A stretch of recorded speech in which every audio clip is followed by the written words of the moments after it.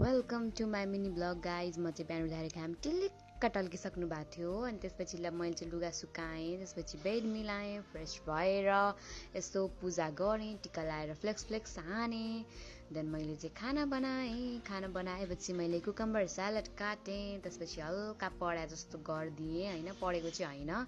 अनि त्यसपछि मस्तले दाँत घोटेँ, त्यसपछि लाएर म नुहाएर आएँ गाइज फाइनली। त्यसपछि लाएर हामी चाहिँ सिसी अफिस गयौँ, काम थियो बट काम भएन। फर्केर आएर मैले फेरि नोट सारे जस्तो गरिदिएँ, त्यसपछि मैले खाजा बनाएर खाएँ हलुवा।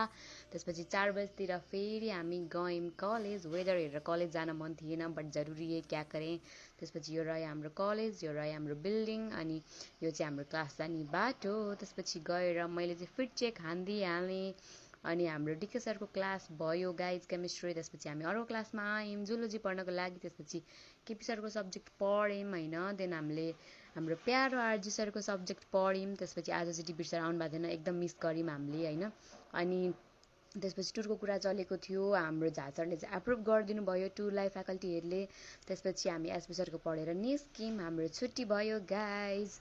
यस्तो अँध्यारो भइसक्यो हुन्छ हामी निस्किँदा चाहिँ होइन। झन् लाइन गएको थियो साथीहरू, बाटो यस्तो सुनसान थियो। आएर मैले फ्राइड राइस खाएँ, त्यसपछि मैले भाँडा धस्काएँ, त्यसपछि मैले सिङ्क पनि टिलिक्क टल्काएँ, त्यसपछि अनुहार पनि टिलिक्कै टल्काएँ, दाँत झन् खत्रै बनाएँ नि।